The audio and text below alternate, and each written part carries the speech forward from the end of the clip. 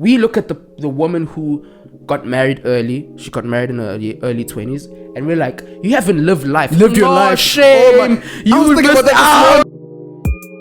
You've got to make it, and you probably make like a young 15k, and like 8 of it's slapped off. 8 or 9 of it's slapped off to make sure all your 5 siblings. Forget all the energies you exchange. Bruh. Those crabs, nigga. Bro, STDs. Yo, man. Alles. But if you can't mess with your woman or your man that you're in a relationship without a condom, that means you're fucking the wrong person. And That's I'm like, fuck shit. That's crazy. Do you know what the streets look like? And I'm not gonna point fingers. Of course. Because I'm tired of this. We can blame black women all we want. Even if black women would tomorrow get everything spick and span and come into shape, we'd still be in a lot of suddenly a bad friend. Why? Because single women don't want other women to prosper. Preach.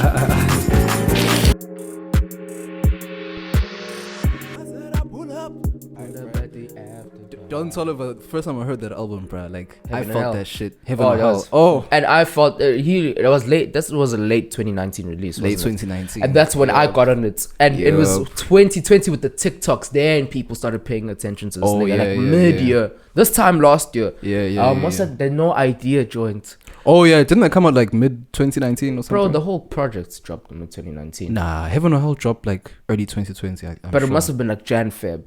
Early, yeah, Very early. We can actually Google that. Let me Google that. Yeah. First play. Oh, niggas are all facts, no feelings. Candy couldn't be so sweet as my joints. Oh. You know what's a underrated joint that I fell on that one? What's that? You see, Cardigan. You've been on my back like a cardigan. Joints. Again, I'm in love with your friend. You've been doing dirt. Yeah, March 2020. I knew it. Yeah. Okay. Early times. Early 2020. But it only popped around June. Right before we went on lockdown. Because we went on lockdown like at the end of that's when March. See, that's when No Idea popped from me. And then by the time everyone did the TikTok thing, I was over it. Bruh, I've never caught any TikTok crazes because I don't have TikTok. I'm not really a social media dude like that. Yeah. And the people I know don't really post shit like that. But hey. I'm not on TikTok either, but it's just when you're on Twitter and or YouTube, these compilations and stuff just end up on your recommended. And then I go through it, I'll be like, what is this? But I see it, I'm like, what in this? These white girls, you white women are wilding now. They've been. No, black chicks did this.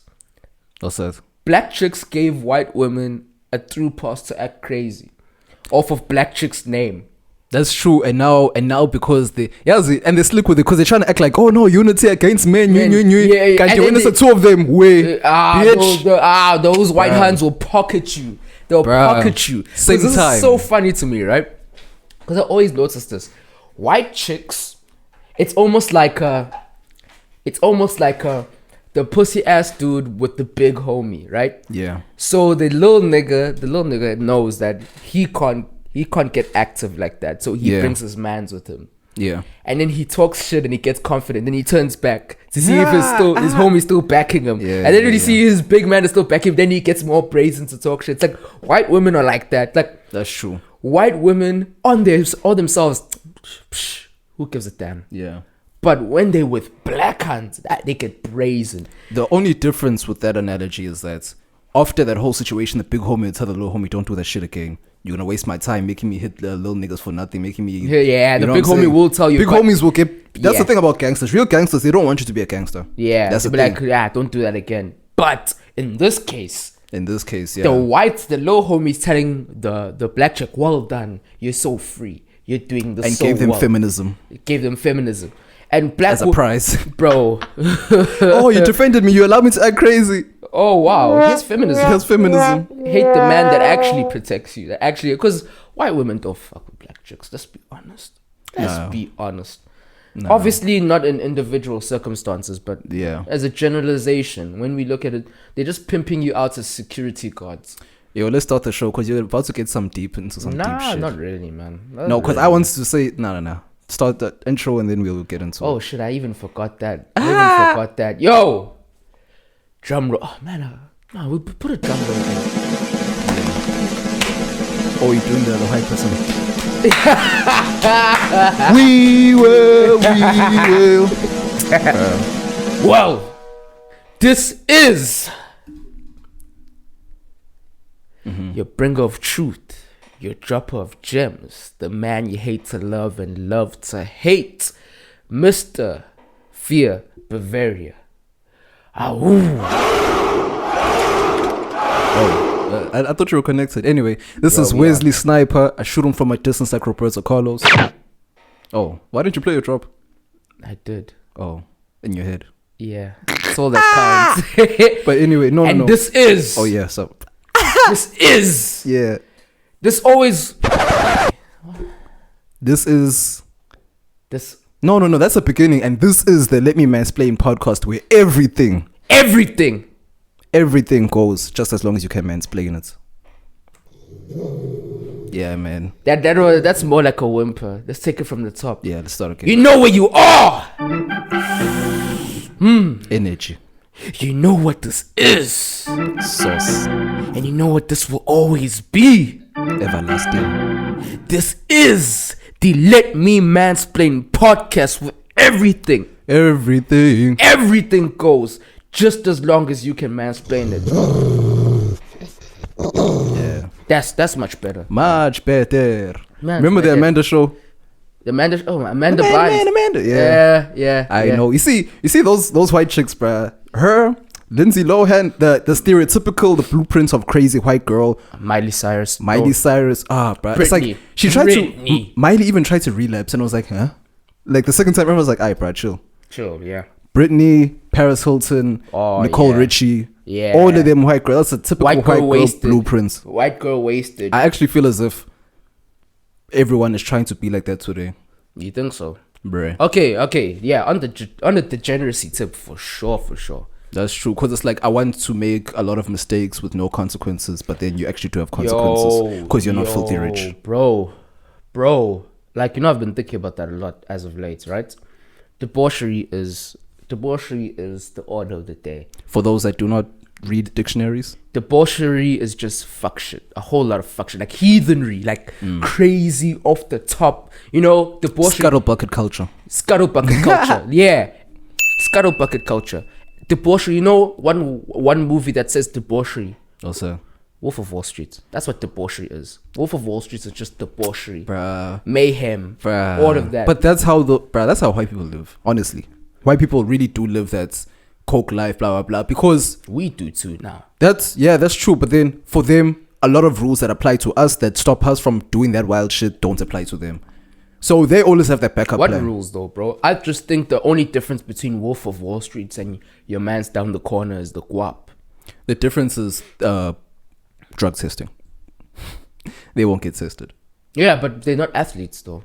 Nah, it's not even that. It's like, let's just say, like, they'll make up some shit. Oh no, it's a new policy now. Let's just say they're gonna hire a black guy I hear you still. to test for. I just think it's money and power though. I really think it's money and power because they're in the driver's seat. That's true. That's very true. They'll probably even make a specific THC test and then do the coke test, and they can even fake your results or whatever. Yeah, they'll do whatever they want to do. They've got money and power. Everyone has a price, man. But bruh, the shit that we were talking about earlier, when we were saying that this thing about people whiling. Yeah. Bro. You know what I think? Yeah. I've been deeping this, right? I think we're fucked as a culture. I think the Chinese are about to come in, right? It's late, bro. Like we being attacked from all corners, including ourselves. Like we're attacking ourselves too. Like, man, nah. I'm a big history head, right? And one thing, every great empire, there was a rise, there was a peak, there was a fall. Yep. Every single empire, major, the Byzantine Empire, the Babylonian Empire, yep, the epics of Gilgamesh, yep, whatever, Rome, ancient Egypt, Greece, everybody, all of the end of their reign, the end of that empire was debauchery and hedonism. That's true. You see, they built their shit off of discipline. They built their shit off of a long-term goal. They built their shit off of family-centric values. They built their shit off of hierarchy. They built their shit off of order. Then they got comfortable with that. And then they started backsliding each generation. It's like a cycle. hard times make strong men make good times make weak men make hard times. And it keeps cycling like this. We're in good times, right? That's why niggas are weak. That's and true. we letting everything just go out Fly. of whack. Yep. Everything is flying now. Yep. And every society, Romans, they got to a point where just before they fell, they were doing, I forgot what it's called. They're doing these festivals where they'd eat for 10 hours and they'd throw up. They'd eat and they'd throw up and What? they'd have sex. It's just indulgence. It's just Okay. indulgence. Peak Oh, yeah, hedonism. yeah, Like you eat, you throw up so you can eat and eat some Yeah. more. And does that not sound like what we're doing right now with all these fat motherfuckers walking around? Because that's basically what these niggas are doing. Talk to me. Hey, It's bro. exactly, we eating ourselves into a stupor, we drinking ourselves into a stupor, Yep. we fucking ourselves. You see, sexual shit. Bro. I've always said sex is an exchange of energies, bro. I've always said that shit, whether you believe that shit or not. What I'm saying is that you can take something from someone else, whether it be whatever's going on in their life. You don't know what the fuck's going on in this person's lives, whatever issues they have, and you will bring it onto yourself. But because the web is so good, Man. but because of the slip and slide, but because you go to Ushaga Marine World, and for those that are not in Durban, that's like, oh, used to be Waterworld. Yeah, it used to be Waterworld. Yo, bro. Slip and slap. But bro, forget all the energies you exchange. Those crabs, nigga. Bro, STDs. Yo, and man. alles. You know, I've been lucky enough to I've never caught anything, right? Yeah. In the game, I don't have any red cards, Neither have whatever, I. because I wear the glove, right? But, Always trap. yeah, when I'm in the club, bitches bruh. give me dabs. Niggas show me love. No, niggas give me dabs. Okay. Bitches call me love. Sus. Sus. Anyway, man, Yeah. the STD thing is wild. Nah, bro. Like, you see, my problem is that we've said this before. Like, people will also encourage that bullshit of having sex without a condom. Yeah. Especially, you see, there's a there's Yeah. a skit at the end of one of Brent Fire's songs, right? Yeah. Brent Fire is an R&B singer. There's a skit at the beginning or the end, or beginning. Which track is this? This is, I think it's Damage. I think it's called. Doesn't matter. Poison. Sorry, Poison. Poison. Yeah, Alright. it's called Poison. Yeah, so at the beginning, he says, him and his homies are talking. He's like, yeah, like, you're not in a real relationship if you don't fuck Ro. All that shit, right? And then he's like, no, but then if she pressures you to fuck Ro, it seems weird and they won't. Yeah. But then at the end of the day, they'd rather just fuck Ro if they're in a relationship type shit. And I'm just like, hell no. to the motherfucking no, bruh. How many, bro? To the no. Hey, to the no. To the no. Bro, To the no. I don't know. No. What joint is that? Bruh, it's that pasta forgot. nigga. Oh, yeah. To the no. Bruh, I cannot even No, that's begin crazy. to fathom how, Sway. How can you even get on? And you know what's crazy about that? You see, when you are sensible like you are right now, saying, it's probably not a great idea. People say, oh, but if you can't mess with your woman or your man that you're in a relationship with, and in street society, that means you're fucking the wrong person. I'm That's like, fuck shit. gal, that's crazy. Do you know what the streets look like? Fucking me. Aye, bruh. Me and children, no. Nah, it's like the worry. Like, even if you know you pull out whatever, but like for at least 2 weeks, you're sweating bullets. My like, nigga, the anxiety. Oh, like, my fucking. and then she says, hey, I'm late. We're like, aye. And then you're sitting there, bro. Food doesn't go down. As a nigga, bro, you just be like, yo, bro, you even start counting her period days. Bro, like, you start counting. Or then you start asking, okay, when was the last time you had your period? How long did it? Because, bro, we've even calculated. Bro, I've even calculated with your the girl. team can win the Champions League, bro. It won't taste the same. You'll be like, yeah, that's great to know, but Bro, I've calculated with a girl how, Yo. like we went online and checked everything. Let's get sure you're the most fertile right before your period. Bro, we did, ovulated. nigga, we did all those calculations, bruh. And then we realized what Yazin, or I realized what Yazin. This is not right.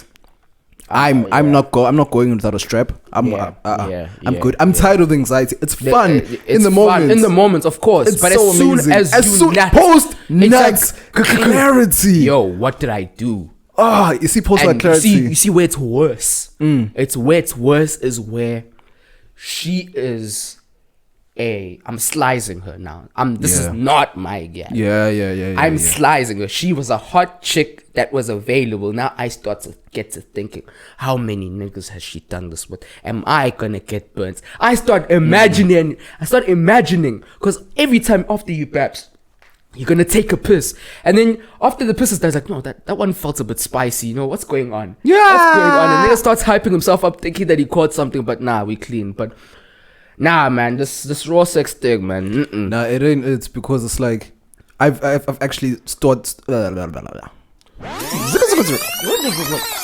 we're gonna put that. Wait. Nah, you don't get always. The nigga will use words he don't really know. I know. Drop that shit again. The nigga will use words he don't really know. I couldn't pronounce ruckus. What I'm saying is that you start planning out your whole life, especially when you think who to know. You must have gotten her pregnant. You start saying, I must get a job now. I need to get my paper right, like this. All right, I need to cut back on this. I can sell this. I can do. Nah. And bro, I need to raw sex aside, just sex. The way we treat sex as a generation, man, we're hypersexualized. Oh, it pisses me off now because it's like, you see this generation now, like I've said like a few pods ago, we were the whole generation, right? Yeah. And now this generation is acting like the whole generation. Let me mansplain. What they're doing is now they're putting this whole sexual thing up as a front to bait people in. Once they're in, no, why didn't you care about me for my feelings? All that type bullshit. Now it's like, how, dude, you lured me in thinking that you're for the streets, but then you are technically for like they want to do things without consequences now. That's the thing. They think that they are. They think that they are retaining purity, but we can see it on your face, bro. Can I? Let me try and do the 1-2 here. What you're saying in effect is, what I'm picking up is that you're saying we were the whole generation where we actually went and fucked. We fucked. Yeah, we did fuck. But we knew we were fucking, and we knew there were ramifications. So we covered it up. We were expecting them. Yeah, we covered up. They are the generation who doing the same thing, if not worse. Mm-hmm. But they don't cover it up because they don't see anything wrong with it. They don't cover it up. They just deny as if it never deny. happened. I don't even think 2000s deny anymore. It's in your face now because it's the smart ones deny. The smart ones deny. I wouldn't say the smart ones because even when they do deny, they've, like you said, they do it in our face to the point where we've actually seen it now. Yeah. So like they think that we're stupid. That's the thing about 2Ks, bro. They'll be like, no, I don't do this. When you're listening to them, you're like, no, bro. All right. You're telling yourself. All right. Snitching. So it's like you're self-snitching, but they're self-snitching indirectly. Like, for example, yes, I'll make a very good example of a girl that says, oh no, I don't really like guys like that. I don't. Or one who says, I don't really like girls like that. I like having more guy friends because guys are less trouble. She's indirectly telling you she's for the streets. Bro, she's indirectly telling you she's for the streets. A whole fucking train. Yo. Bro, you even hear the tracks back. Bro, yo. Nah. So we've gotten to that point and it's destroying. It's destroying now because this is the fire and brimstone. Did you burn your hands? Nigga, what do you think was gonna happen? You picked up something on fire, dude. It's glass, even. Nigga, my bad. Like, I just picked up this candle, cinnamon. I don't pronounce it as cinnamon, I say synonym. Synonym, why? Because there's a meme. This other chick typed, oh no, I made the best synonym rolls. And then they highlighted the word synonym. And then they increased it more. Synonym. They're trying to show us, but girl, can you see what you said? You offside. I now call it synonym, but anyway, shit, almost broke myself. Nah, but all I want to say in this whole sexual thing is that, society is about to be destroyed. And the thing is, we want to paint it like it's normal. Everyone's hyping each other up like, hey, you gotta fuck more women. And women, you gotta fuck more niggas. And I get why niggas have to fuck more women. It's just because of an experience thing. Because, you know, the chick that is your age, at 25, 26, if you're gonna date a chick that's 25, 26, like most guys are late bloomers, right? Facts. We get our first in like around 17, 18, 19.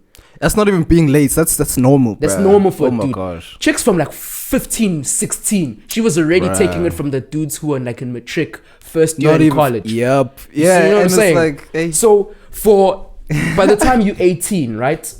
By the time you're 18, you lose it to a girl who's 18. She's got 2 years on you with guys ahead of you. So she knows the game. So she's running at a different pace. So when she catches you, she's going to do a madness to you. And then you're like, Bro. You're like, Speaking about a different pace. Euros, bruh. Euros. Last weekend. Yeah. Last weekend's the round of 16 games. Yeah. Oh my fucking. Hey, bro. Drama. Yo, bro. Like, you see, if I had a chick, bruh, I'd literally be like, hey, yo, chill. Like, I'd tell her all about the drama. Okay, sure. You see, here, when Belgium came back, I hate, okay, because I'm an honest guy. Initially, when I was having conversations, I thought Germany and Belgium was going to be the final. Hell no. No, from round of 16. Obviously, now in hindsight is 2020. Bro, not even from round of 16. You could tell in the group stage that Germany was dying. No, I knew Germany was shit, but I also knew England was shit. And what I did say is that if Germany was going to lose, it's because the shit side of them came out. Facts. In that time, we all know Germany were favorites, but they're favorites in that we know that Germany is better than England, but the Germany right now and the England right now, they like, it's a dice roll. You don't know what you're going to get. They were favorites on reputation. Pretty much it. Yeah. Because we know the best that we saw when they played Portugal, that's what they're capable of. But we also know that that was a flip of a coin. That Bro. it just hindered... Fucking A, the language, bro. The nigga will use words he don't really know. The nigga will use words he don't really It know. landed on heads. Facts. Pause. Bruh. As soon as Bruh, as soon as I said facts, I was like, wait, pause. Hold up. No, Yeah, but then no, I was saying, Germany, it's either or. And on that day, we got the shit side. England actually showed up, surprisingly so. Well, for the last 10 minutes. You see my issue with the England squad. Yeah. And not just this England squad, But every England squad. Yeah. This shit is all politics for them. Yeah, that's true. Why has Jadon Sancho not played a single game? Bruh, He's the best player. I don't care about Bundesliga players. I don't care about any soccer player. Only soccer player I care about is Didier Drogba. But why the fuck is a nigga who had double figures in assists and goals this season For 3 seasons in a row, getting benched behind Saka, bro? A teenager. It's all politics. It's saying, politics, hey, come to England. And he did. Exactly, because he was in the Bundesliga. He now saw he's it's like, in fuck, United. these people are not gonna play me if I don't come back. Yeah. Fucking what's this man's name? Ben Chilwell and Mason Mount had to quarantine after seeing Billy Gilmore. Even though they tested negative, the whole Scotland team went out and played the game. Why them only? Yeah. You see what I'm saying? There's weird politics happening even in the last World Cup, the 2018 World Cup. Yeah. England are losing. Number 1, Harry Kane is taking set pieces. Yeah. That's Number true. 2, That's true. 10 minutes left or 5 minutes. I think it was like about 10 minutes left. Who did they put in? Jack Wheelchair. And then Croatia did the business. Bro, and it's like Croatia deserves to win because now I've seen, even in these Euros, no, Croatia is next level. Their midfield is disgusting, bro. You can't touch them. But it's the last. Okay, really, next year. It's their last raw. That's the thing. No, but this is next year. The World Cup is next year in December. Yeah. I think Modric has to retire from international football next year. Yeah, after the World Cup, it's gone. Bro, because he can't carry the team all the time. Shit. Bro, you saw that nigga's passes. Yo, he was on. But yeah, I was just saying that's the niggas I expected to go through Belgium and Germany. But after everything went through, man, I'm not surprised. That's the thing. I'm not surprised by anything that's going on because I wanted upsets to happen. I'm not emotionally invested, so I won't cap for anyone. The only fixture I was actually surprised about was Switzerland, France. I was surprised, like I was like, nah, this is easy. Yeah. During the game, I was like, no. The friend, like, I honestly thought Belgium was the one who's gonna do these niggas in. Because I knew this French team. The egos in here, man. The fucking egos in here, man. The fucking egos. They on talent, France are head and shoulders above everyone. Fucking one else. They are favorites for every From competition for the to striker. For next 3 to 4 years tournaments. 2-3 tournaments. The next Euros, the next World Cup. Tournaments. Bro, no. Next 2-3 tournaments because the young guns that are coming up. Yeah. They're still like Camavinga. They're still like a Pemecano. They're still real niggas. You know what I'm saying? Yeah. But I look at those egos. I'm like, Benzema's ready. Benzema is a dickhead. Everyone knows. Even Jersey. You know Jersey Dudek. Yeah. The keeper. OG. Yeah. He wrote a book, right, about his time in Madrid when he left Liverpool back in the day, right? Mm-hmm. And then he was just going on about the personalities, and he's like, Benzema is a good lad, but he hung out with Lasana Diarra too much. Yeah. Then he got to a point where he was ordering thotties in at training camps. Nigga would crash a Lambo and buy another one. And Benz was just a reckless lad. And Big you can body see Benz. he's got the asshole in him, but also, when Ronaldo was there, bro, Ronaldo's a professional and he bought the best out in Benz. But you see Benzema. He's a dickhead, bro. Even the thing with Valbuena, the whole thing that kept him out the French squad for years. Yeah. He did what he did. But you can see him, and then Mbappe. Fucking, bro, I love Kylian. I don't. The nigga hangs up with Neymar too much. That's the fuck. Did you hear what he demanded now? Mans was demanding, the PSG have to now be built to win the Champions League. They now need to have a direct. Bro, you're 20 fucking 2. Who the fuck do you think you are to make these demands? Okay. Yes, you are the investment of the club, and he knows it. I'm glad he's smart enough to know it. He's the best player.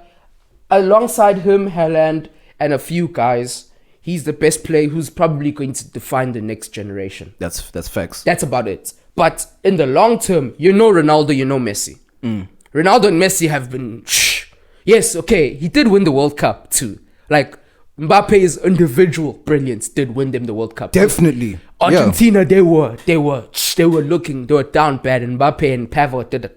Not Argentina. No, against Argentina. Remember that they were down. Was that the final? No, it wasn't the final. Croatia was the final. Okay. Against Argentina, he brought them back with 2 goals. Yeah. They were down bad. No, and also in the final, did a madness. Yeah. And also in the final against Croatia, he did a madness, right? So I get the ego, but I wish he would have someone like a Ronaldo to be like, yeah, you can be cocky, ain't nothing but a thing, but be professional. You're a warrior in the game. Not Neymar. Neymar is the fucking worst nigga. Princess syndrome. PSG players have princess syndrome. Especially Neymar. Because Neymar brought this bitchiness to PSG. Because when Zlatan was there, PSG players were real, Lavezzi. Yeah. They've got Lavezzi. They got they had Jeremy Menez. They had real niggas. Nene. Cavani. Real niggas. Facts. Niggas were like, they were screwed on. They had it together. But now, bruv. Wagwan. I hope Sergio Ramos sorts that situation out. Is he really going, or is it just a rumor? Yeah, it's about. But Fabrizio Romano said it. When Fabrizio Romano says something, you listen. You know it's true. Here we go. Once you hear that, here we go. Aye, we done. Fuck shit. We done. But no, Euros are beautiful, man. I love that Kylian Mbappe missed the penalty though. No. You see, the thing is, love it. You see, my thing is with that, especially, he is a big game player, right? Yeah. But the thing is, that whole hold up, that whole match, everyone was playing normally except for him. He was playing terribly. He was literally the defining factor. Like, there were certain things that, bro, you can just at least get this on target at least. 99% of the time in France, you'd smash the shit in. Yeah. You would smash the shit in. Yeah. Now, bro, at least get it on targets during the tournament. So now he can't be the one crying on some, oh no, France, nah, homie. That's you. But before we get back to Mbappe, bro, can we get a shout out to the big 6-liter AMG Benz? That fucking goal, bro. Look at, did you see that first touch? Are you first mad? touch was disgusting. Are you mad? The first touch was nasty. Bro, what the fuck was that? It was behind him. He lodged it on the floor, bounced it on the floor, set it up for himself, went around the... Bro, that was no mistake. Everyone saw... You see, people that knew soccer, people that know soccer, we also would see this nigga knew exactly what he was doing. He knew exactly it's like that improvisation to it's like peak. That I hope I don't get his name wrong. Bergkamp. Aye. It was like his own Bergkamp. You see that shit. See that shit. That's something else. Something else. We don't touch that shit. The Bergkamp one is... It was just artistry. No, because you could see on his face, right? You saw how he tapped it and he went around the other way. You could see that's what I wanted to do this. Bro. There was not even an ounce of confusion where the ball went. Zero. Even with Benz, he's like, bah. He's like, all right, that's where it is. I know what I'm doing. Yeah. And this is why I always, you included, I'm calling you out. Men forever came at me saying, Benz, those misses. No. Hold on. You and your bro were the ones slandering this nigga all the time. No. I slander the misses. I will always laugh at the man's misses. I always like Benz my eye. But I know what it is. Like, for example, another nigga I do this to is Coleman. Coleman, bro. I will always slander that nigga, bro. Kills birds, bro. All a man can do is dribble, but every once in a while when he turns it up, he can. But from Benz, it's like when we look at the generation of strikers, man, that came up, Benz is up there, man. Benz is amazing. Of course, I've never doubted the man. I just listened to the slander because of his misses. But his misses are bad. were always on a big stage. Yeah. But his goals were always there. On a big stage too. That's the thing. But, man, hold up. Yeah. Let's get into this week's top 5, my nigga. Top five.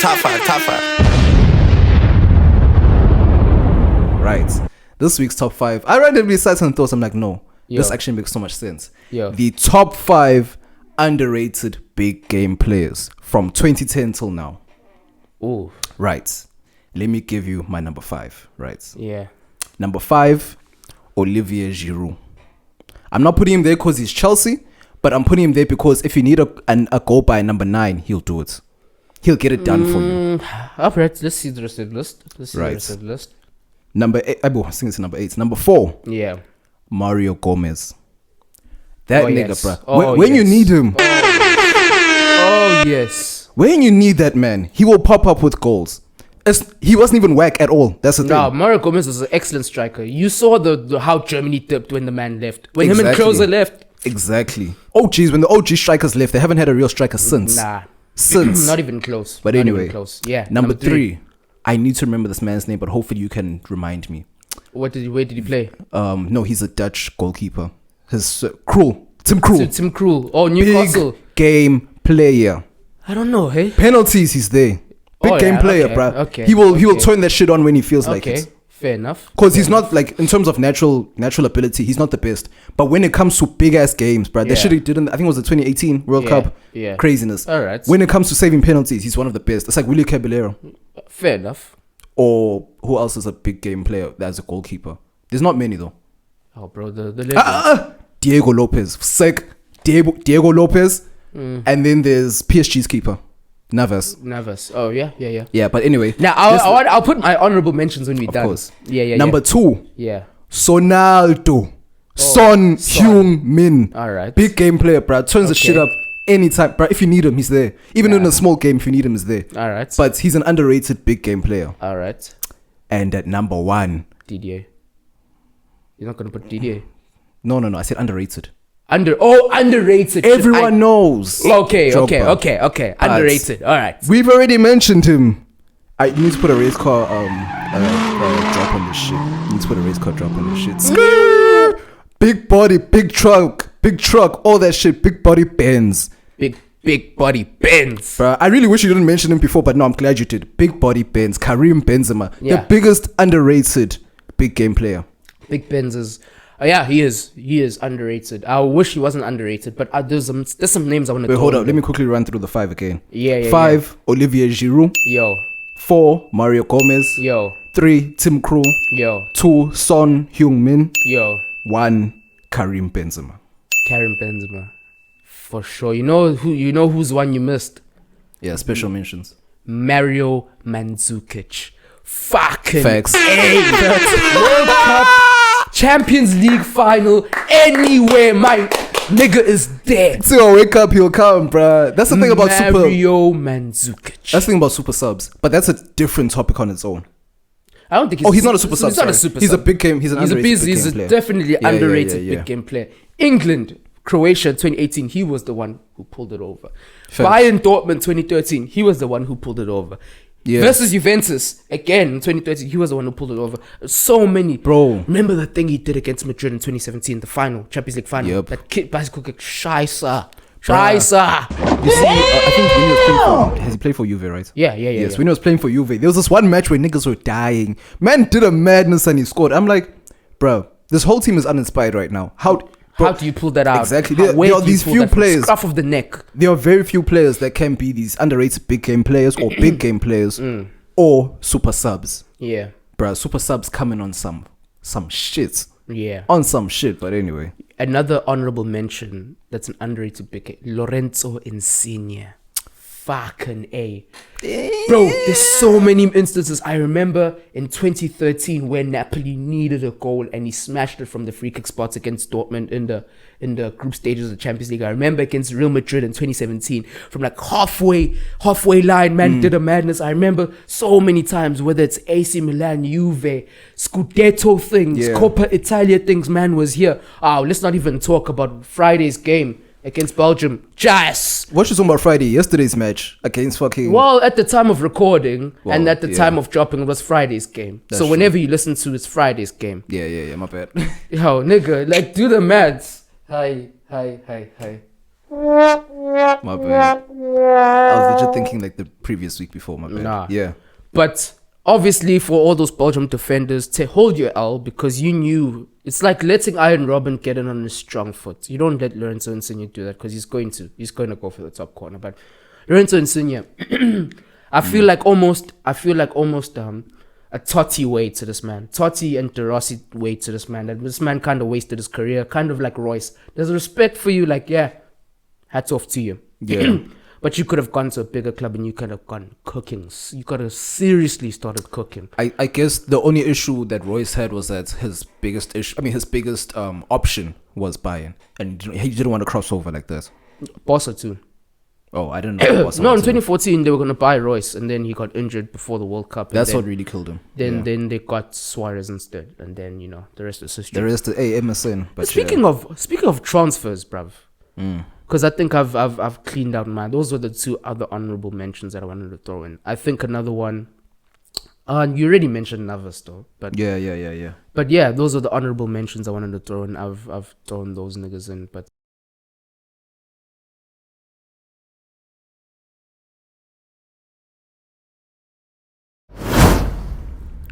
For those that don't know, black tax is basically not paying, but giving your parents or your family money after you've now gotten a job and whatever. It's being the golden child and you gotta come back and sort everyone out. It's not necessarily being the golden child because you'll tax it's basically paying tax to your family for raising you. Pretty much. Yeah, but and it's always like child. A thing where there's gonna be probably the firstborn who's gonna carry a lot of it, and then the next one comes. Of course, yeah. Sometimes it's an order. Sometimes they're like, hey, all of y'all must do it. Yeah. It's kind of like an unspoken thing where it's like, well, you're supposed to do it, my G. Like, why aren't you, like, your parents will probably ask you to, why aren't you giving me money? If you're not living with them anymore, of course. But they'll be like, why aren't you giving me money? All that's A, B, C, D, E. So it's like, for me, I feel as if during the pandemic, because before the pandemic, a lot of us said, we're not going to do that shit. I'm not going to do that shit because I'm not going to want them to be like, no, you're supposed to give it to me. I'll be like, yo, I'm giving it to you because I want to. Yeah, that's the thing. Like, I know a lot of OGs will be like, whenever we say, I didn't ask to be born, they'll be like, you must be grateful. I really didn't though. I didn't ask. Yeah, to me, like, okay, no, we'll talk about this. Yeah. I was like, I really didn't ask to be born. But here's my thing. Here's my stance on black tax. When I work for something, the same way you worked for something, of course you brought your family out the trenches. But understand, it's a new world. We are past 1994. Back then, black tax was a real thing because it's like, hey, in order for us to get out the barrel, we have to do the crab method. Yeah. Stand on each other's back so that the next person can come out. And then we pull each other out. Exactly. Yeah, all right. Post 1994. Yeah. What's happening is that the barrel in the bucket mentality doesn't happen anymore in families. Okay. Like they don't try to climb on each other's back. Everyone wants to make it out themselves. It's not even that. That's true though. It's not even that. But what parents are now saying is that I got it from the bottom of the bucket and no one pulled me up. You should do the same thing too. All right. That's where. And then now when we actually make a name for ourselves, they're like, no, but then remember, I put you through school, fed you, put a roof over your head, kept you out of trouble, all that shit. Pay for my shit now. Yeah. That's what I disagree with. Because it's like, you can't tell me that at the beginning stages, when I was still in high school and whatever, you're telling me, okay, sure, no, I got out the mud, you got to get out the mud too. I'm like, okay, cool. When I get out the mud, and then you expecting shit, it's like, bro, understand, this is how I disagree with the whole thing, is that, listen, I will get it to you when needs be. Because when there's must and needs, because I'm not the type of person to say, no, I'll never give my parents money. That's stupidity. Yeah. It's like, bruh, it's like it's your family. Like, they raised you. Like, there's a certain level of respect that you have to have for your parents. But when you start demanding shit, or when you start demanding because I raised you, that's not a reason that, you see, because I said so does not work after 25. Because I said so does not work. nigga, it does not work after 25. Yeah. That's why I'm like, especially now during the pandemic, how are we now going to be able to pay black tax if we are still in the pandemic and we start making it out? You know, it's my thing though, right? I think what you're listing is not necessarily black tax, right? Because I think we also need to realize a very haunting reality that you and I are not examples of the majority of people that of course are not. being thought of when we talk about black tax. Of course not. We are people who we don't need to give our parents money. Our parents have retirements, annuities. They've got it figured out already. That's just like it's like a slap up on the top. And I think our parents, by and large, for most of us, not only you and me, but people in our socio-economic gap, most parents, by and large, are not really toxic like that, where they demand shit. I think the heavy black tax is the one where you have 5 or 6 siblings and you're the only one with the university qualifications, and everyone put everything on hold to make sure you make it, and then now you've got to make it, and you probably make like a young 15k, and like 8 of it is slapped off, 8 or 9 of it is slapped off to make sure all your 5 siblings, everyone makes it through, everyone gets it right. And your life is now at a standstill because you could be stacking your paper, getting ready to get your first crib, whoop, you know what I'm saying? Get the galley, you know what I'm saying? Step it up, you know, get your whip, you know, set your situation up right. And now you are stuck between duty to your family as a man, and then duty to yourself. And I think that's where it's really sticky, because our situation is like, they complain every now and again, but they don't mean it, 1, and 2, they'll never really do it to a level where it really holds us back from achieving what we want to. Hold on. Here's where I'll kill you with the mind fuck. But the thing is that the way apartheid and everything else has fucked up our minds is that they still think that they're in their trance. They still think that they're in that battlefield where it's like, hey, yo, bro, like, help me out. They know that they have money. Our parents know that they have money, of course. But the thing is that they still have that mentality because that's where they came from. You see what I'm saying? I can't necessarily speak on that because that's not my personal experience. Yeah, like my parents are like, bro, whatever, do whatever. Of course, they won't force it on you. Of course not. But then it'll be like, how? You don't visit me anymore. Stuff like that.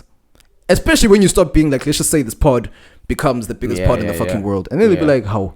And then it reminds me of when Trevor Noah's like, when he wants to buy his mom a car, and then she was like, no, Trevor, leave the car, give me the money, I'll see what I'll do with the money, give me the money, bro. That's where their mind is. It's like they don't want to be taken care of in terms of, I want to get you set for life. They're like, I've gotten myself to this stage. Give me the money, I'll see what I do with that money. It's time for me to live my life now. I understand that, but I feel as if for people that are in that situation, like you said, we're not. But for people that are in that situation where their family had to put all their resources into that specific person, for them to carry the family and bring them all the way out, for them, I really feel sorry for them, especially during the pandemic, because it's like, it's worse now. Yeah, it's worse now, man. It's fucking rough. Way worse. So now it's like, okay, cool. I now have to fight. Now it's even, you can even add medical bills on top of that. Yeah. I have to carry the shit on my back and climb and climb and climb. So now it's like, how do I do that during the pandemic where everyone is basically relying on me, but the funds will not allow, and sometimes families don't understand that shit, it's a pandemic, there's no. And that's the thing about black families, man, especially as a gents, man. My heart goes out for gents from poor families. And shut up, sorry, not you. The hoes are calling. Bruh. The hoes are calling. I literally saved us do not answer, but oh shit, dude, don't answer one.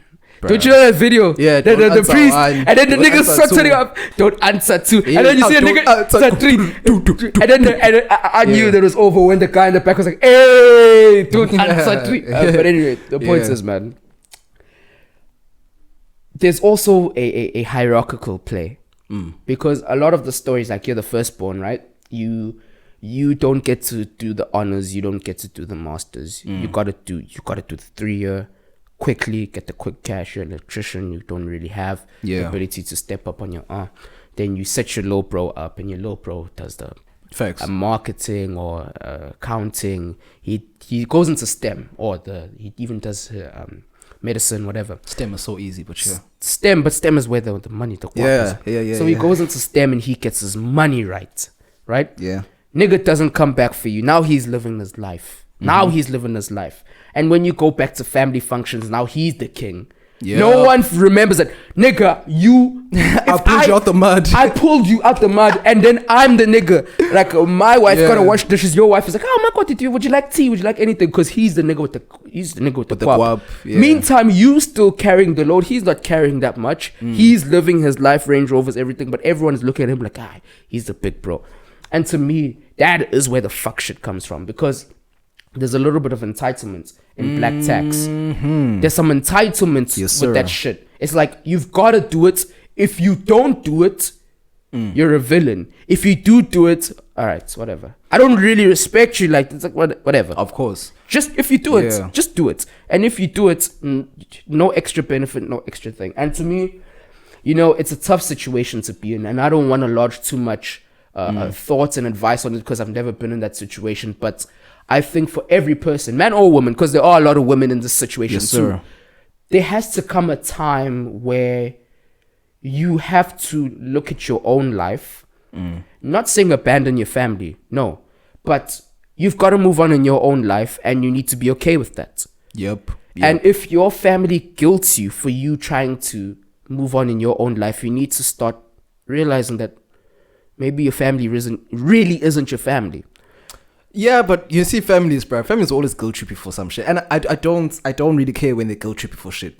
In all honesty, I don't either. Yeah, that's my thing. It's like, if you have your head screwed on right, and you know exactly what you want, you know your purpose in life, you know exactly, okay, cool, I need to reach certain objectives to reach my main goal at the end. Fine.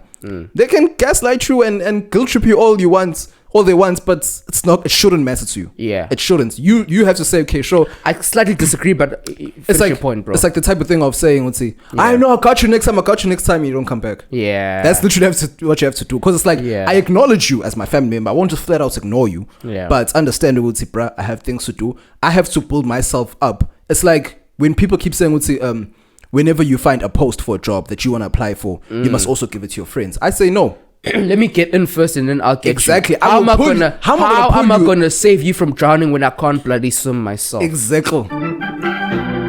Fucking zekel. Exactly. Bro, that shit pisses me off so much, because people are like, I know, people are self. It's like, no, bro. If I see this job, help yourself before you help others. That's facts. I can't help you when we're both in the shit, bro. Because if I see a job job application or whatever, and then job post, and then I say, hey homie, here's one too, and then he gets it, I'll be mad as shit, because I did the work to find it. There's no way that I wouldn't be mad. There's no fucking way. I won't be happy for you. It's human nature, bro. It's like, shit, I need to eat too, so I can't eat because I had to look for a job for you. Man, you're not gonna give me your money. In a way, this actually shows that being charitable, being humanitarian, being philanthropic is kind of a privilege. Yes. Having that mentality of let me take care of others is a privileged position, because that's when you've got it, right? I'm very philanthropic because I realize most people have it worse than me. Facts, yeah. A lot of things, man. And that's why I'm more geared to want to help people and not really charge them. But when you still in the mud and you gotta eat, man, fuck all that. I need to get mine. Facts. But on that tip about family and guilt tripping, I disagree with you, because I think in a perfect world, I disagree with you. Theoretically, I disagree with you. But in practicality, I agree with you totally, because families are not families anymore, man. We used to be families. Now, families are just people that have the same DNA. That's about it. That's just about us. We live together, probably. We live together. We have the same DNA. You're not really family, because niggas are fucking each other's brothers' wives, and sisters are swiping niggas and husbands. Your mama's sister, bro, she's putting witchcraft shit and curses on you.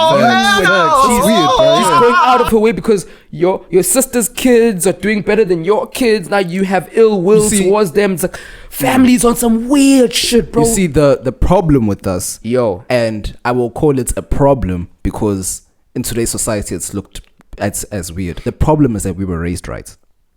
We didn't have... You and I. Yes, we didn't have any weird drama. Every family has drama, but we didn't have any weird. Okay. I had to think about... You know what? That has gone through the back of his brain to think. You know what? This is what I'll give daps to my parents for, right? Yeah. in my immediate sphere, like my grandparents, probably my grandmother, grandfather's closest sibling, downwards, it's been pretty alright.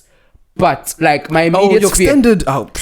no. But once we start getting to cousins and it got a bit dicey. But my parents made sure we didn't really grow up like that, so they weren't close. Yeah. So when the nigga starts to poke funny shit, it's like, I know you from that other time where I've seen you at 5 weddings over the course of my childhood. Yeah. And we hanged out for like a day or two, and that's about it. So yeah, my parents did a good job of keeping me from the bullshit, but in the immediate, I didn't have some crazy shit going on. Now it's like in your immediate family, you can have your guys' own thing going on. And and of then course, outside, that's normal shit. Yeah. Leave extended family. Extended family act funny as you see. Here's the thing, Yo, bro. Like, extended families on some weird shit, bruv. bro, Yo. like you said, some people are just family because of DNA. Yeah. That's how I see extended family. Yeah. You're my family because of DNA. Yeah. Your motherfuckers move funny as a Yep. bro. Sometimes when you Yep. just sit and then like me, I'm never at family events or anything because it's like I got to a certain age where it's like, okay, cool, all the guys, it's majority women in my family. All the guys stop coming because they saw it's It's majority just women. Yeah, So yeah. I also stopped going. I kind of relate to that to a certain extent on my On my mom's side, especially. my mom's side, yeah, it is a bit feminine, yeah. It's like just too I'll maybe, pop by, like, hey, I'll help set just up. to show face, bro. Actually, Help set you only up. you only go in there for your grandparents. That's it. Yeah, for your yeah, granny or your yeah. grandfather or like the aunt that I actually fuck with. the too. OGs that are in the Yeah, family. You only yeah, go in yeah. there to show face with as in. Yeah, I I'm support. I help set up. I'm stuff, still part of the family. Like I'm showing respect, Mm. Mara. I don't want to be here, but Yeah, I'm here to see yo, you, and yo, you understand. yo. And they know. Showcase. They Yeah. know. I'm here to see you, Yeah. and just to show face with you know, bruh. If y'all need something, I'm here, but I'm not actually here all the time. Yeah. It's like you can't call Yeah. me every 5 seconds. Yeah. Go get a kg of rice for you. Mm. It's not gonna happen. I'm not Not picking the but phone. my grandparents are pretty self-sufficient. They love me Yeah. doing shit for them, but they don't have to have me. Yeah, that's different with grandparents. Your grandparents, bro, you must Yeah. treat like an egg, bro. But it's like It is what it is. it's the bloodsuckers that don't. Exactly. You see, that's my Family's got extended bloodsuckers. Man. family does weird shit, and Like- your parents have shielded you from the shit, And you know for what's the so funniest long. one? And when you hear about it, you're like, huh?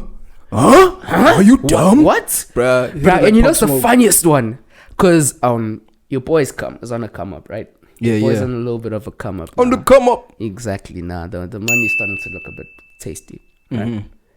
And I ran into so you see that your boy is on the come up. Sees a boy looking well, and guess what he You ran says? into a family member. Yeah, Yeah, just a nigga. Man, and also when my grandfather passed away in 2019, yeah, I saw him there, and then I saw him again recently. The man pulls out the old extended family script. Uyangikhumbula mina bengikhona ukushada oma bakho bengikuphatha usamncane.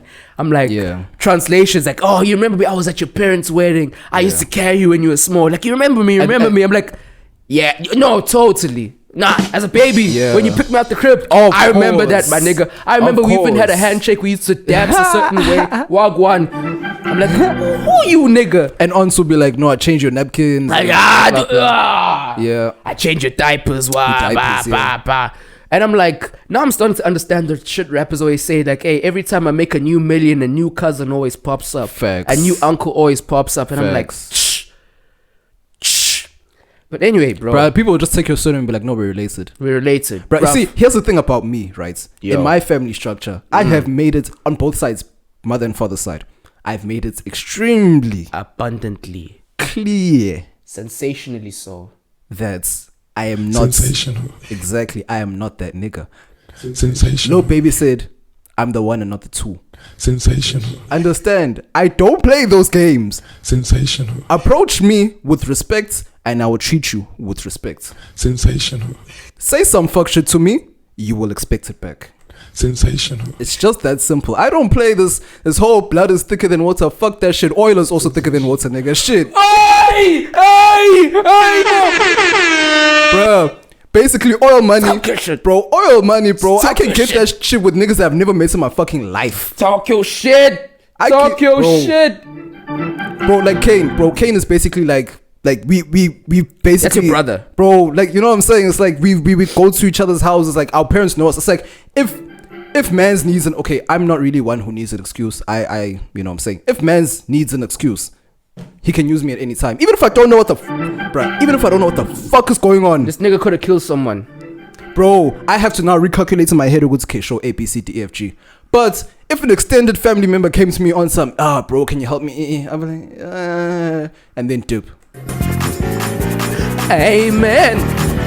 Amen. It's just that simple. I'll be like, I know, bro. You see, bro. Sometimes I'll even take their numbers. Yeah. It's just sometimes I'll even take their numbers. Be like, I know we link.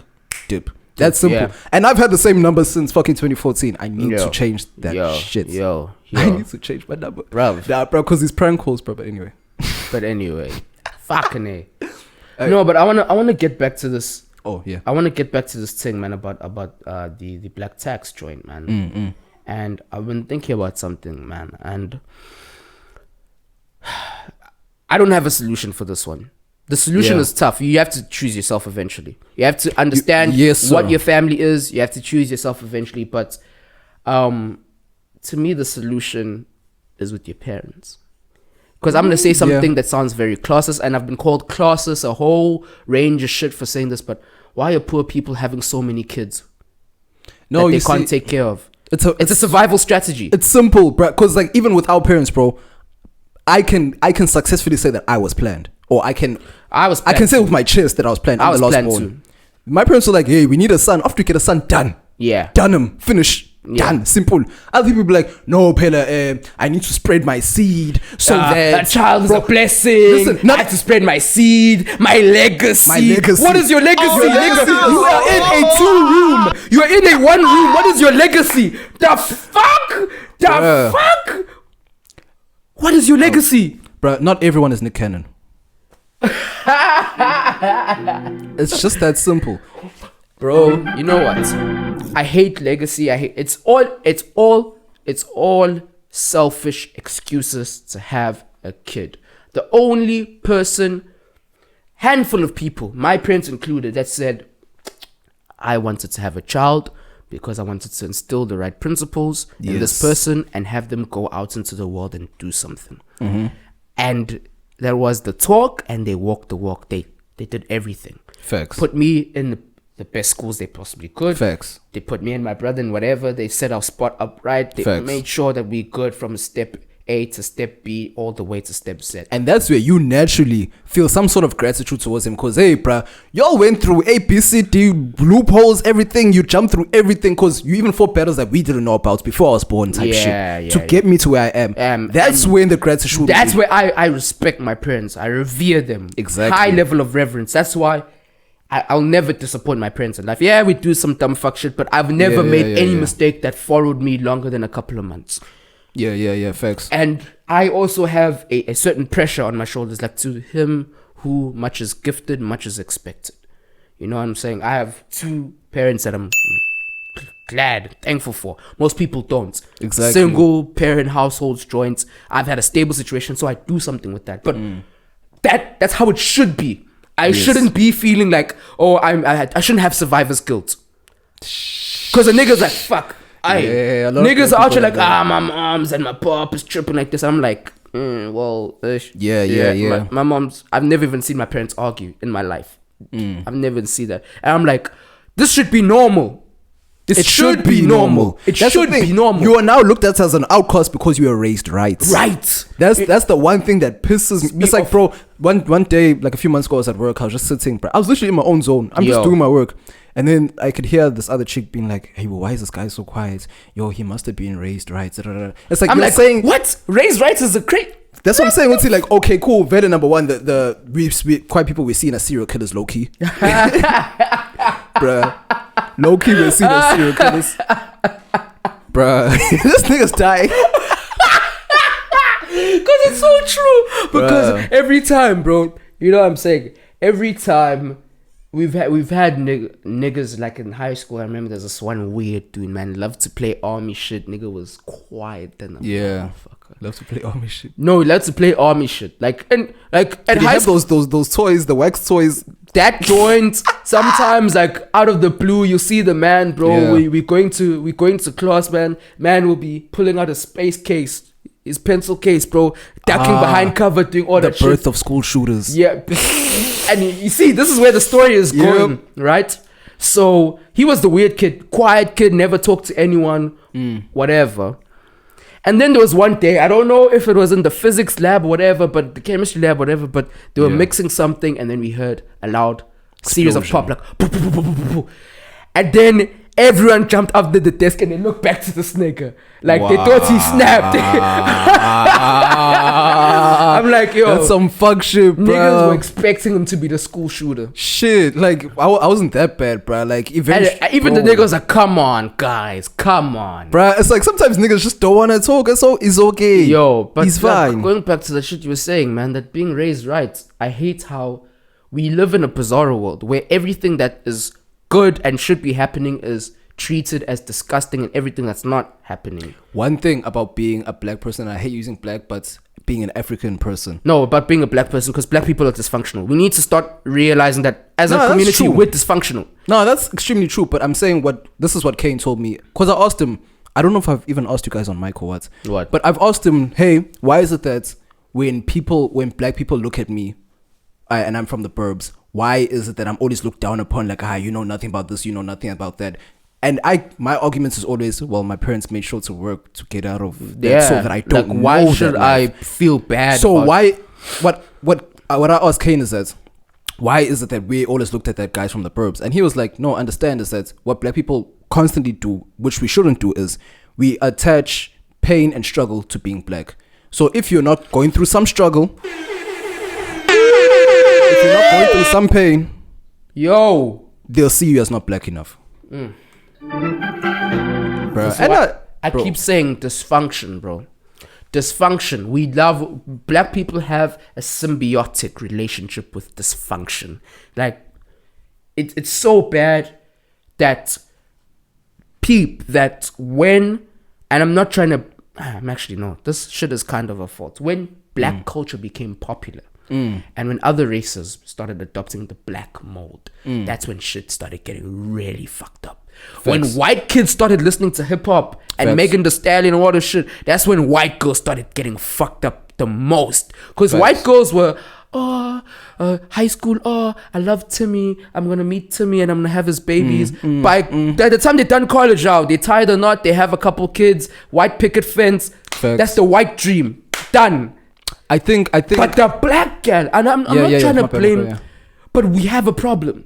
And I'm not going to point fingers. Of course. Because I'm tired of this. We can blame black women all we want. Even if black women would tomorrow get everything spick and span and come into shape, we'd still be in a lot of bullshit. Of course. If black men alone got everything to spick and span, we'd still be in some bullshit, but eventually shit will come right because niggas hold it down. But the point is, where we are now, we look at the woman who got married early. She got married in her early 20s. And we're like, you haven't lived life. Lived your life. Shame. I was thinking about that this morning. Oh my gosh.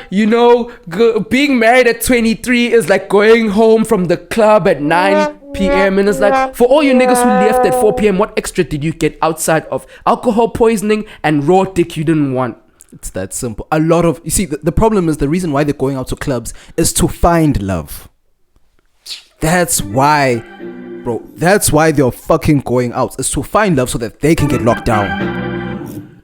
Thank you. It's just that simple.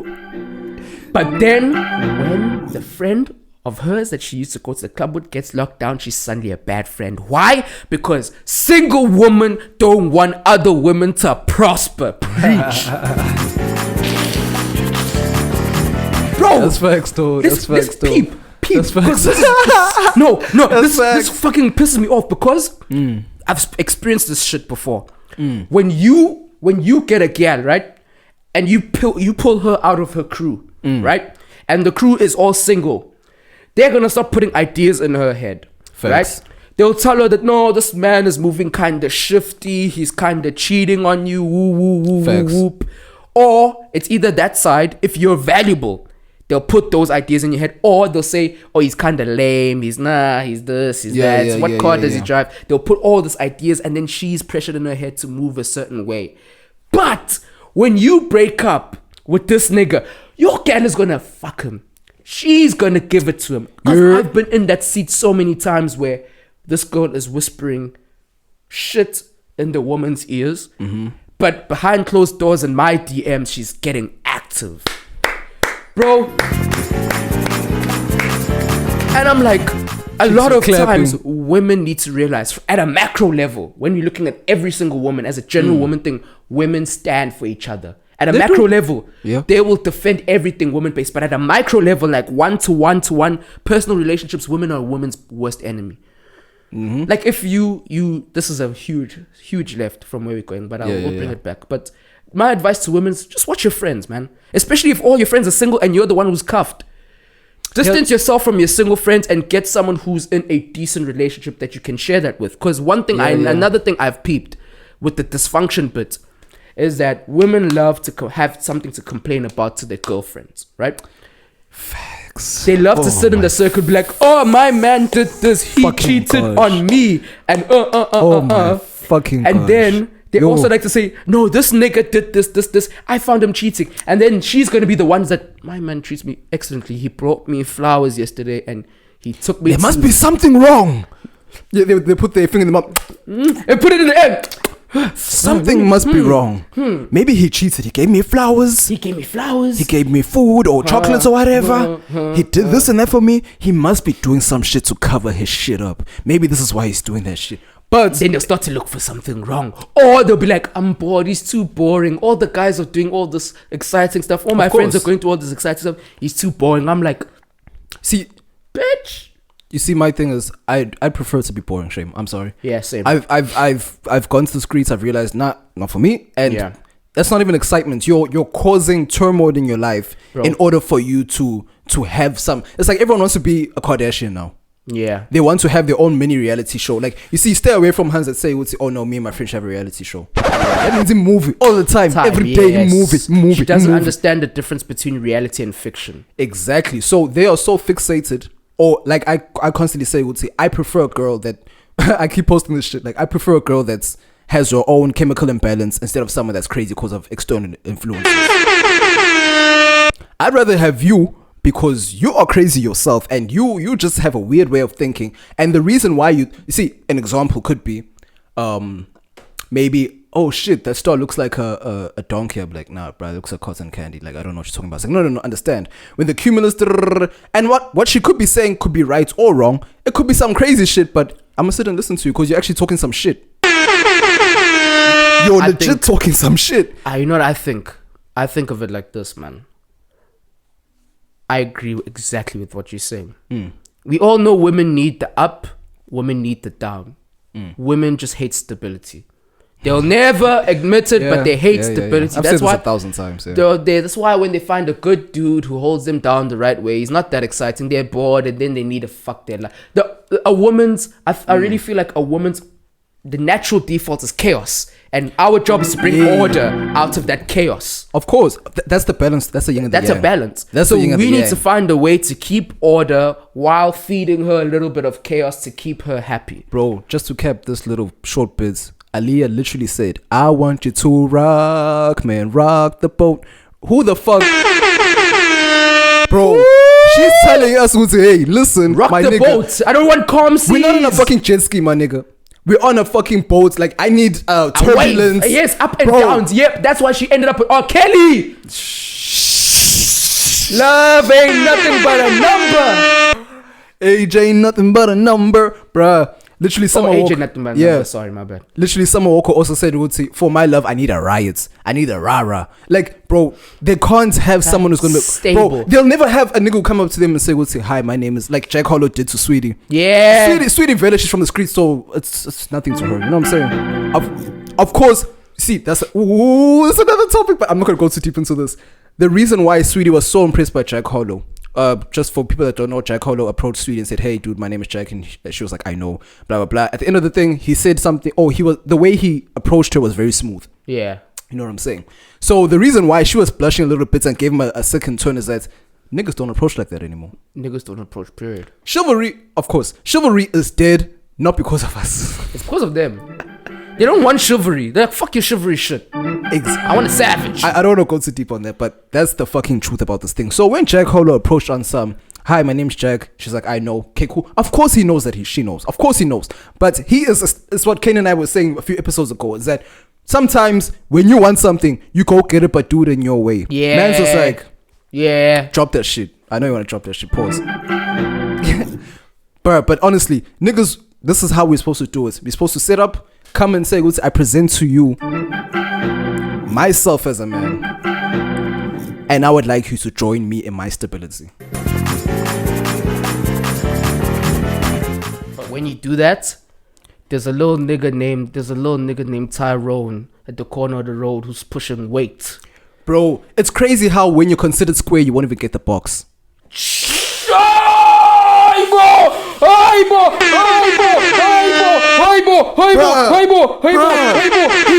When they call you square, you will not.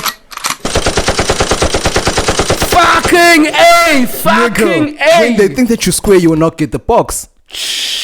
Bro, and here's my thing is, I have the most square mannerism about, like, I have square mannerisms and everything. Yeah. But you have to, you have to amp it up just to, you have to. It's not even that.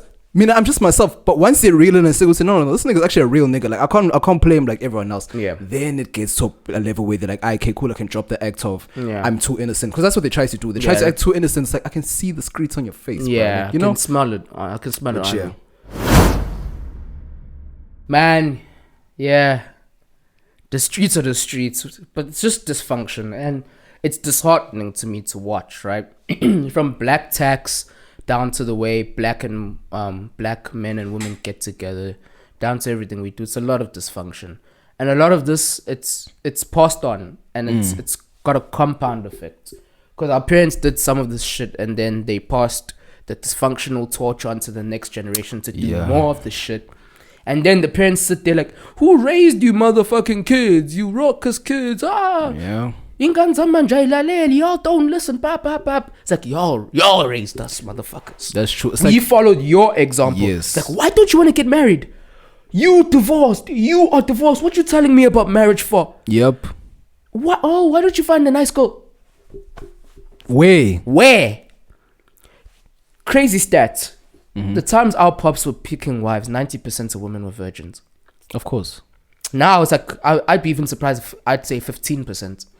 I believe that we can't revert, or we can't moonwalk, or we can't reverse time. We have to, quote unquote, evolve. You know what I'm saying? Do you know what I think? I'll let you go. So with that stats decreasing as time goes on, of course it will. But at some stage, it might go back. Because here's the thing, we keep moving forward. It's like how we got keep moving downwards. That's what I mean. In terms of like life as like in general. Yeah. But in terms of morals and everything, like morality and everything, we're decreasing. Like, yeah. It's a cycle. Exponentially. Like it's actually getting worse now. It's a cycle. Like I said, we're going to hard times now. Because that's where the reset's going to happen. War.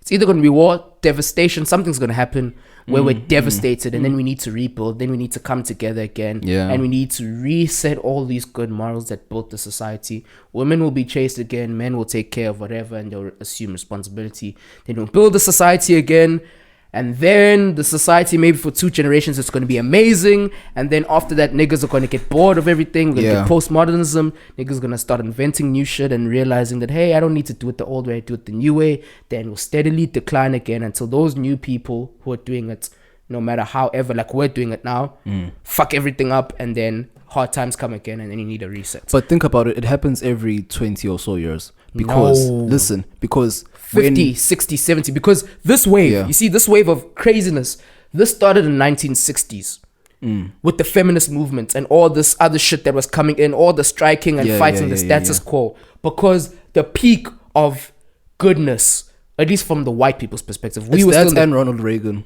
Reagan, for the American plans, but for peak of white goodness in terms of society for white people, we were still in the trenches. I think all over the world was the 60s. It was the 50s to the 60s, just after World War II, the baby boom. You know what I'm saying? Shit was going right. Yes, we were still poor, we were still subjugated, but we were together. We had families. We had a means for us to care for each other. That was before That was, I think, apartheid started in 1948, where they ramped it up. Before it was just niggas are just below us, but you could still go to school. It's crazy. We haven't even hit 100 years yet. Yeah, we haven't. And it didn't even last for 100 years. But the devastation it caused. Bro, that's 50 a whole years, other... 50 years of fucking... Because what people don't understand about this, they always say, oh, black people are the majority in South Africa. Why haven't you already... Listen, this, for people who don't understand what apartheid was. Outside of, yes, we see slavery and Jim Crow.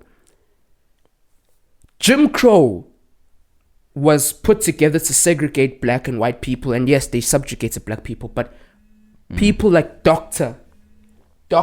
Martin Luther King. I can see the hoes calling. Wait, nah, it's my bro. Oh. Let me just answer this nigga. Pause. Oh no, we keep it running.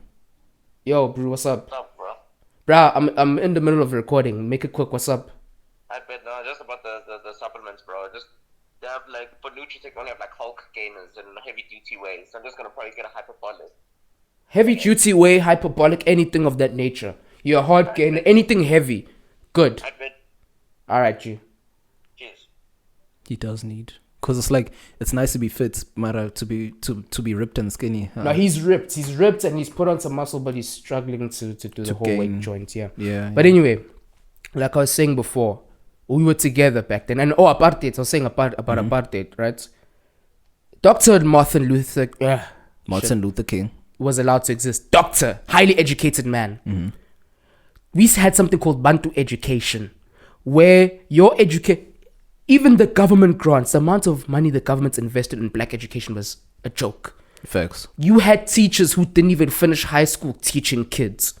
You had an education system specifically designed to keep you as a garden boy or a tea girl. You had an education system so damn bedridden with propaganda, dysfunction, and lack of actual knowledge or structure that they designed us to be manual laborers. That shit has side effects, generational side effects, to the point that we are now in the second or third generation after that, where people, they are so under malnourished when it comes to education, or malnourished when it comes to education. Yay. Niggas use words. They don't really know. But we have people that are, you can't have a conversation with them about real topics because they don't even know. When you talk about politics, when you talk about, policy, this is going to do this and this is going to do this, like, are you coherent? That shit doesn't exist. Yeah. They like super, and it's like how everyone said COVID doesn't exist. Bro. That made me so angry. There's merit to that, that COVID doesn't exist to a certain extent. I'm not going to go into it, but that shit is so, it's like you've paralyzed us. We don't know shit. Yeah. We don't know shit. We don't have a knowledge base. Even the way we interact with podcasts, for example, shows that South Africans, I'm not trying to call us dumb, but we've been severely impacted upon. We don't have the span. We don't have attention span. Yes, it's changing, and I love that more of us are getting educated and we're moving on, but that shit also has other ramifications culturally that we are seeing too. That's true. What they did was, especially what's the Dutch did to us was the that Dutch and the English. The Dutch and the English. The niggas did attack. They did a link up. Tag team. Come on, get to the rope, get to the tag the nigga in. Yo. But anyway, what they did to us was they saw us at a positive. They put us all the way down to 0 and then put us at a negative. Yeah. So with the Industrial Revolution, they put us at the negative because we were doing the work. Yeah. With apartheid, they put us at a negative again. Yeah. And then when 94 came, they realized, no. We can't outright put them at a negative because it's fucking up our business. Remember? The sanctions. Yeah, we couldn't trade. The world, we couldn't trade. So they're like, what? We'll make you look like you're free, but we'll still keep the land and all the factors of production of the economy. So you're going to be broke, but at least you'll be free. Be happy, you little niggas. And then they got some of us who are compromised to make sure that we are happy with this. And then there's a party in black and green and yellow. The third color, I'm not going to say, man. Black and yellow. Yep. There's a certain party, there's a certain political what it is. party that makes sure, they work overtime to make sure you little niggas are happy. And while they eat, and they know the real secrets. That's true. So each time they set us back to a negative, they end up saying, no. We can't necessarily do it outright because of we need this nigga in charge. We put a nigga in charge. It's not even that. It's like, okay, cool. We've now killed him because, like we've said, what the Dutch did to us was just next level racism that cannot perfect racism. It's actually perfect racism. Perfect racism. Like Perfect Cell for Dragon Ball Z. Like they ate all the androids and shit. Perfect racism. Extremely perfect in terms of Hitler would shed a tear. Because this was not, as much as it was physical, they did get it to a point where it was mental. Yeah. Now it's passed down from generation to generation. And what they did was, like you just said, they have their few compromised agents that they say, okay, sure, we'll put you in this position to push our propaganda. The same way Reagan pushed drugs into America in the 60s or wherever, or whenever. Yeah. Exactly. Whenever he did that, it's the same way they said after 94, start spewing trash content together, at them. No. Nation. Start spewing Jolo at them. Start spewing that and only pushing that only. Shit, yes. So now we're so fixated on Jolo or dating and gossip reality and all that shit. and gossip. That's the only thing we stay on, which is why podcasts. I've been trying to listen to different podcasts, news podcasts, South African podcasts. Conspiracy I'm not gonna even lie, right? There's a lot of good, like Mac G. I love Mac G, but he's an entertainment joint. Obviously, I'm not gonna expect Mac G to spit mad gems, but he has guys on there who, spit mad gems. But it's like Mac G aside, it's all these celebrities who think they're clout, which it does. They're clouts from radio or whatever stuff they do carries over, and they forget that there's no post-production, or there's very little post-production. We're still listening to your ideas from your brain without a script. We listen to you talk. And in a way, it's exposed how a lot of these people are really dumb. And in a way, it's exposed the people who I thought were dumb are really brilliant. Kanye Mbao, I was surprised. She's brilliant. She's intelligent. You don't finesse your way there by being dumb. Yeah. Kanye Mbao, bro. You don't finesse from 18. She had a Lambo at 18 or some shit. Bro, she had a Lambo in 18. She was, Kanye Mbao was brilliant, man. You can call her whatever. Oh, she's a dumb hoe when she No. You don't finish your way there by brilliant woman. Brilliant woman. And that's what I'm saying. Like, it's even down to our attention spans. Because it's like, we weren't even, bro, like, it's the same thing. We weren't allowed to swim. We weren't allowed to read. Or if we were allowed to read, things were fucking crossed out. You see what I mean? You know what I'm saying? So and now they put the foundation. Dysfunction comes from. Exactly. Where we are so used to being told that everything that you do to better yourself is no, slap on the wrist from the white man. Now when you have niggas bettering themselves, it's like, why are you doing that? For example, I remember in school, I was one of those niggas who did everything. I did the water polo joints, I did the rugby joints, I did the Toastmasters. I was trying to put myself in every position I could.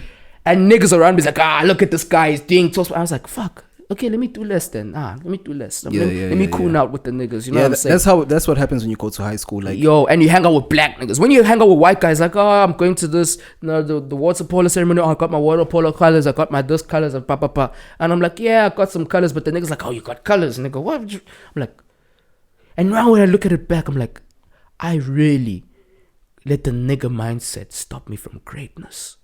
It's not even yes that's true, but nigga mindset, and it comes to families too, of course. Like for me, it's like, especially in school, when we try to do those, like for me, I played chess and I played cricket and other sports. I forgot what I played, but I played sports and I played chess.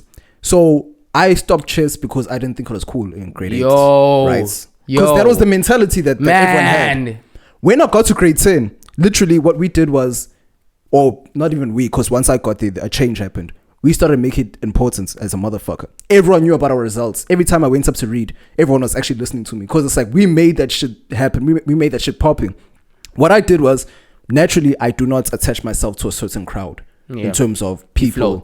Yeah, it's not even floating. I'm myself, and then if I talk to you, I can speak to you, and then I can be cool. Yeah, but I'm not in a clique. Exactly, I'm not attached to you. It's like, I see you Saturday. Nah, I'm not in a clique. I'm just me, and then I know people. Yeah, that's what I mean. You float. You're not in like. Yeah. You float. Yeah.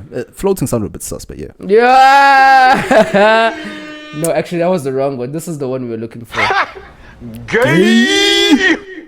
I just had to mansplain that real quick. Yeah. But it's like, once I got to grade 11 matric, like, even they were even saying, let's see, you guys take chess so seriously, because you'll take rugby seriously, you'll take soccer seriously, bro. You'll take cricket seriously, you'll take hockey seriously, you'll take Toastmasters seriously. They even took Lego seriously. They motherfuckers were building Lego and were going national with that shit, and they took it seriously. The reason why they took chess us, is because chess is some manly shit, man. it's not even, bro. It's a mind game that not everyone can fucking play. And I wish I took it more serious. I should. Now, nigga, you need to put me on. I need to get my chess game right. It's not even that. You see how I learned how to play chess? Literally, I was in class. My teacher was a chess teacher, and then she was like, "Oh, here's a chess set, guys. It's free time play." So I started playing, and then I learned. I went home and said to my dad, "Hey, I started playing chess." Mans was like, "Alright, okay, cool." And then you know how parents, how they like going to, I used to be the man in college. Ah, you know what I'm saying? I bag all the galleys. Bruh. I be chess champion. Blah, blah, blah. Yeah. Same day or next day, Yeah. came back with the chess set. And Started then- playing with him. I won a tournament probably a month later. Ah, nice. It's not necessarily. But I love because- that. Yeah. I love that achievement, man. Because Why was, is it so? bro? It's a tiny things bro. from a strong.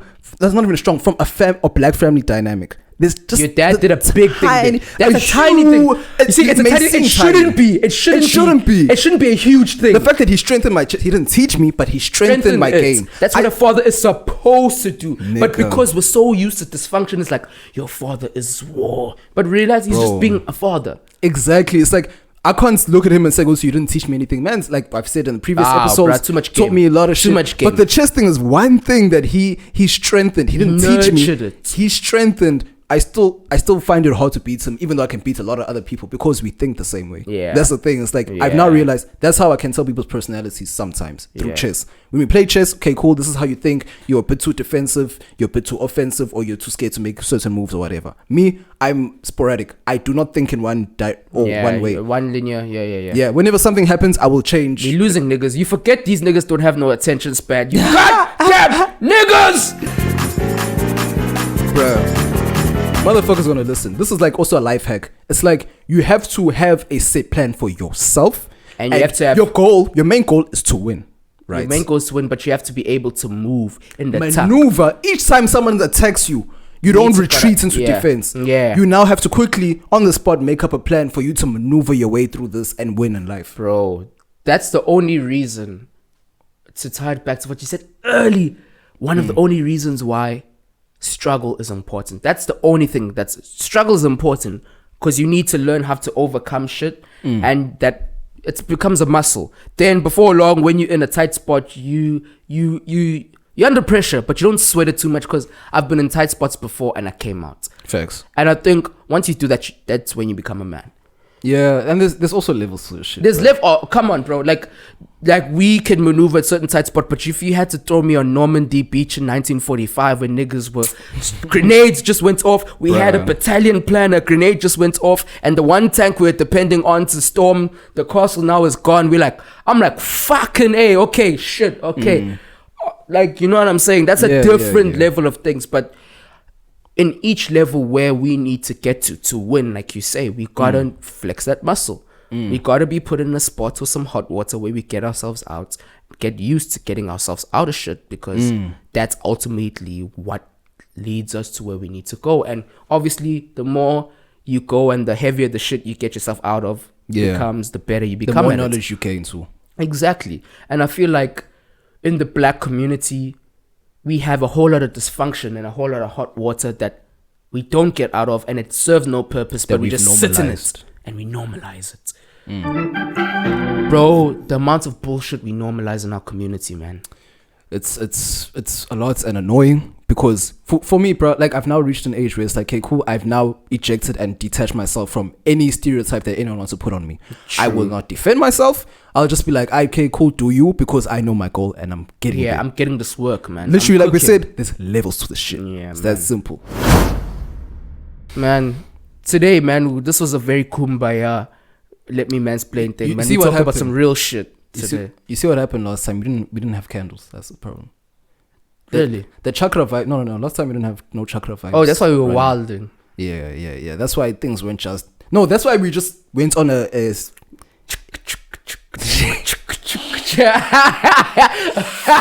nigga's stupid, bruh. But true, that is a linear motion, though. It is a linear motion. The train is a linear motion. Yeah, But man.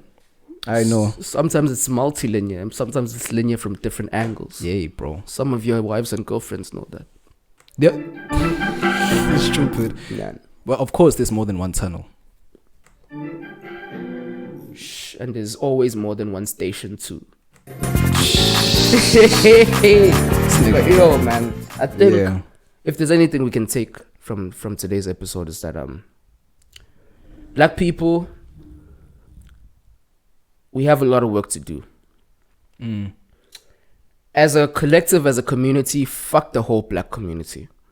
And I don't mean to hell with everyone, but stop focusing on the black community. Let's focus on ourselves. Yes, we need to have a movement. We all need to be moving towards a certain direction.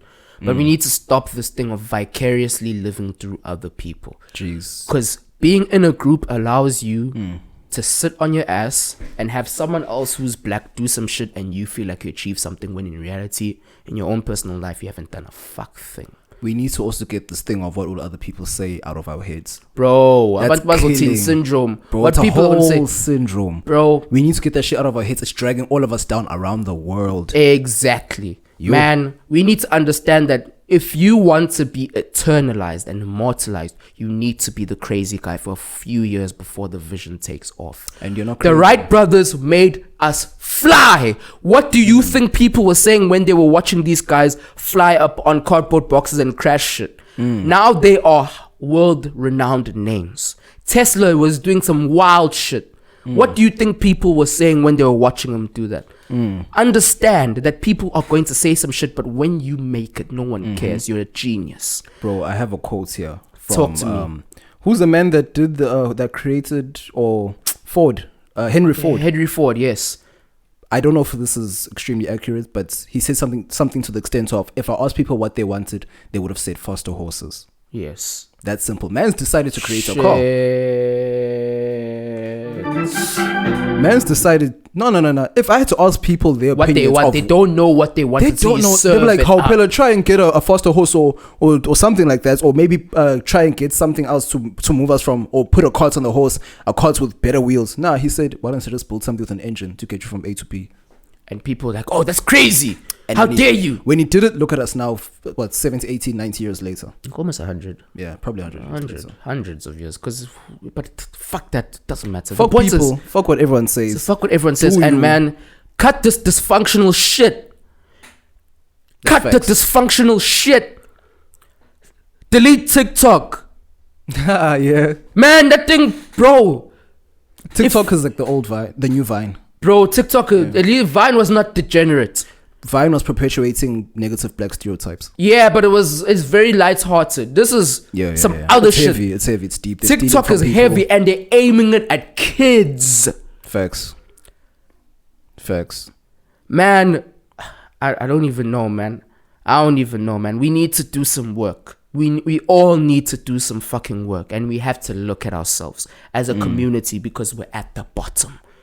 You don't get to talk the shit you're talking like white people and Yep. other people. You're Yep. at the bottom. Yep. You're broke. You're uneducated. Yep. You have no power or leverage. Wake up. It's the reality that we all have to wake up to, in that whenever someone looks at us, they look at someone at the bottom of the barrel, no matter where you're from. Man.